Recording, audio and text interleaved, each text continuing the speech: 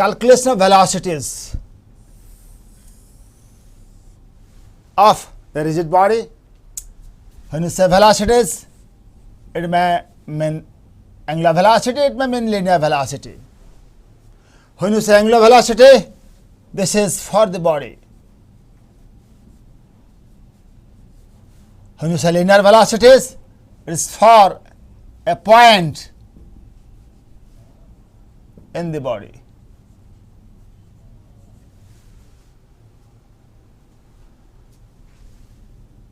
Let us take a point P. Let us assume that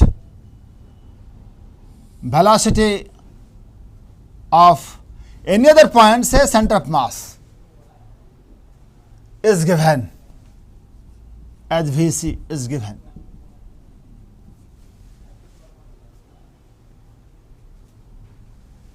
Angular velocity of the body is given. Let it be clockwise and omega its speed.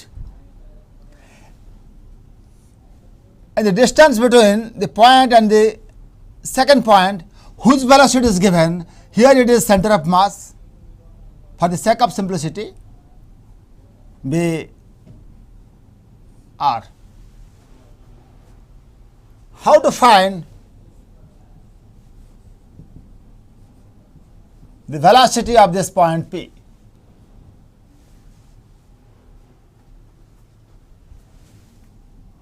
Even though we have two methods, I would like to use a relative motion method.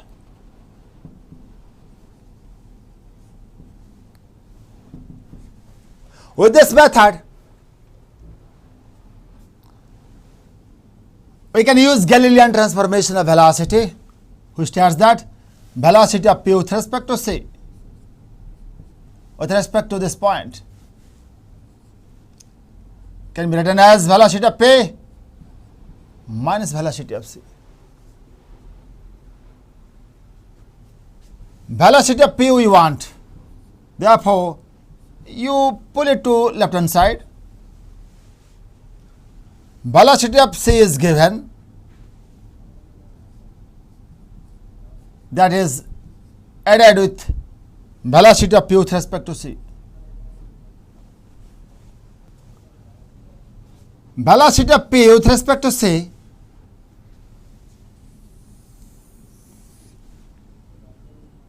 is physically viewed when you climb onto the point C, if it is center of mass, or it may be any other point. When you stand on this point C, you can see that this point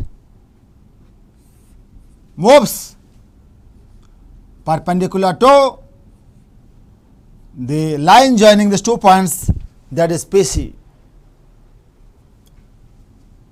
with the magnitude that's equal to r into omega,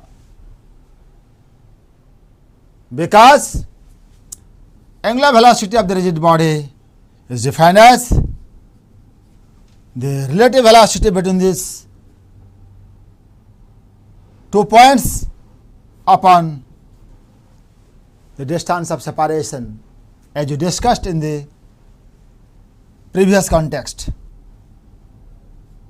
Therefore, Vpc can be written as r into omega.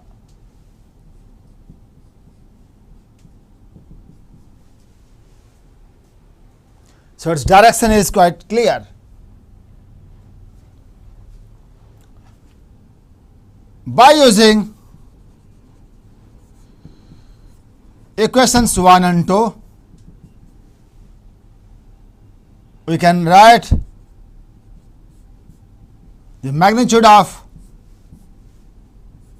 velocity of that point is equal to the magnitude of the sum of these two vectors, and that is equal to Vpc square plus Vc square plus 2 Vpc into VC dot VC, or to VPC into cos of the angle between these two vectors, VPC and VC. Suppose this is VC. VPC and VPC, in between these two vectors, the angle, let it be theta.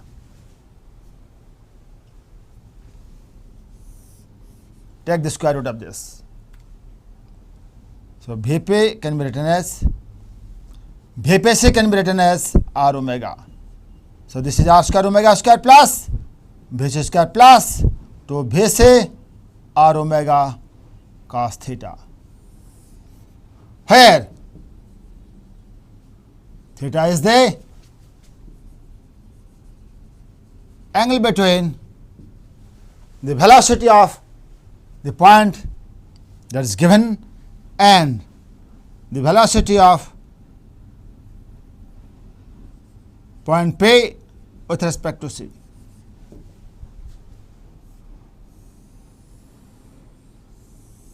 This is the theory. If we add these two vectors, which vectors? Velocity of the point C, which is given, and velocity of the point P with respect to C, which is shown here. If you add these two by a parallelogram law vector, we can get the direction of the velocity of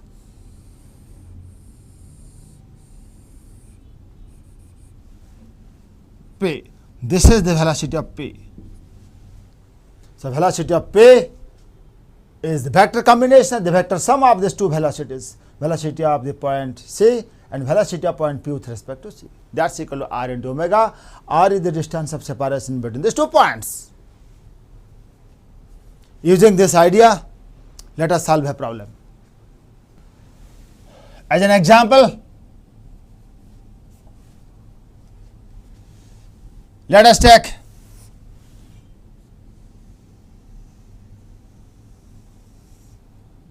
this rod.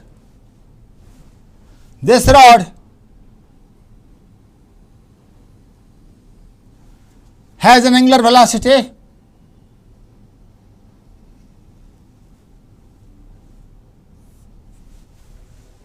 omega is equal to V by L.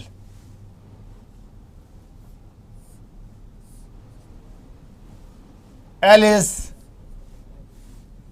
say, half of the length of the rod. We have 2 points, end points, P and Q. And this angle is given as, say, 30 degree or 60 degree. By using the concept of relative motion, find velocity of the point P and velocity of the point Q, both magnitude and direction. Redrawing this diagram,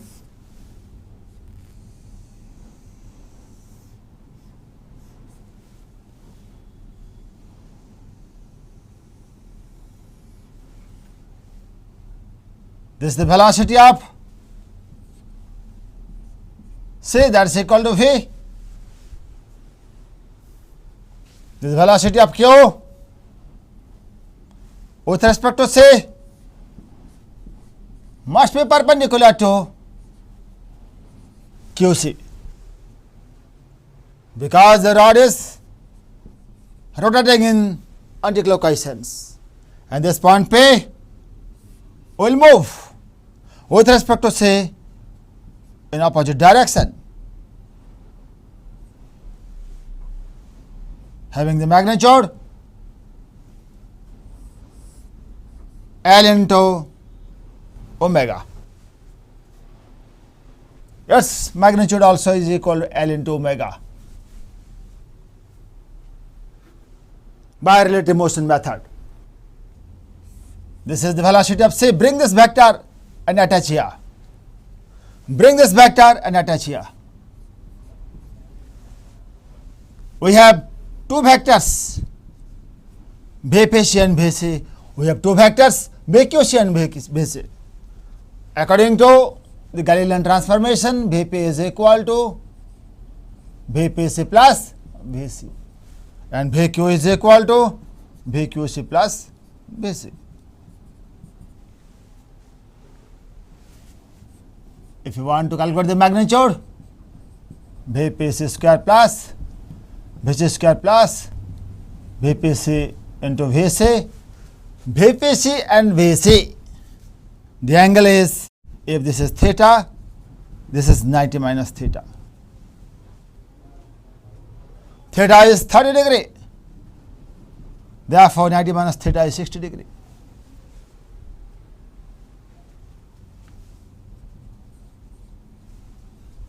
Cos 60 degree. Cos of the angle between these two vectors, Vc and or Vpc dot Vc, you can just write square root of this. Vpc is equal to L into omega, Vqc also is equal to L into omega. Using the concept of relative motion, method of the angular velocity. So Vpc you can write L into omega square. Vc you can write V square to Vpc, that is L into omega, into Vc, that is V.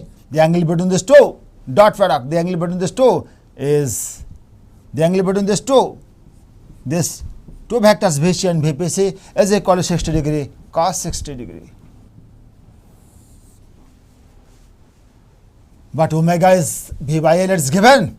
If you substitute omega V by L, then we can write omega is equal to V by L. So L omega is equal to V square plus 2V into V into cos 60 degree 1 by 2. So we are getting root 3 into V answer. If we add these two vectors, we are getting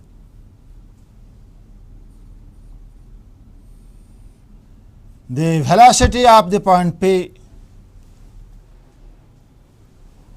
whose magnitude is equal to root 3 into V, and direction, of course, you can get it 30 degree plus 30. This is inclined at an angle of 60 degree with respect to the rod in this direction. Similarly, you can calculate the velocity of the second point Q. Vq is equal to Vq C plus Vc mod Vqc square plus Vc square plus Vqc dot Vc, square root of this. Vqc and Vc, the angle between these two, we need to calculate. When this is 60 degree, this is 60 degree. This is 30, therefore this is 30. So this is 30 degree. When this is 30 degree, this is 90 degree, this angle is 120 degree. Angle between VQC and VC is 120 degree, and VQC is equal to L omega. L omega is equal to V because omega is given V by L. So you can write this VQC as V, VC as V, to VQC, that is V, VC is V. Angle between these two is cos 120 degree, and this is equal to -1. So you are getting V square plus V square 2V square, or you can just write V square plus V square plus 2V square into -1 by 2. Cos 120 degree is equal to -1 by 2. So 2 is getting cancelled. There you are getting 1 V square, another V square is getting cancelled. So ultimately you are getting V. Velocity of Q is equal to V.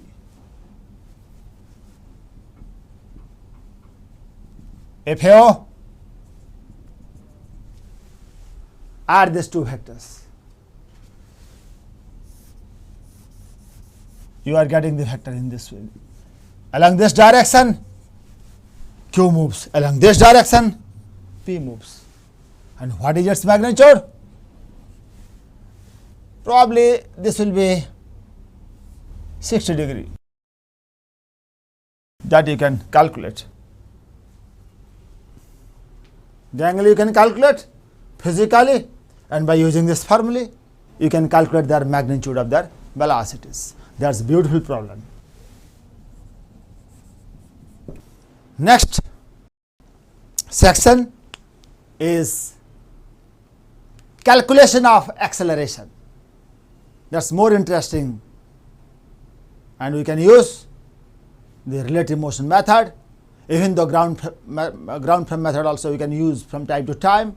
In some problems, ground frame method is more effective. In some problems, relative motion method is more effective. So next context is to find the acceleration of a point of a rigid body.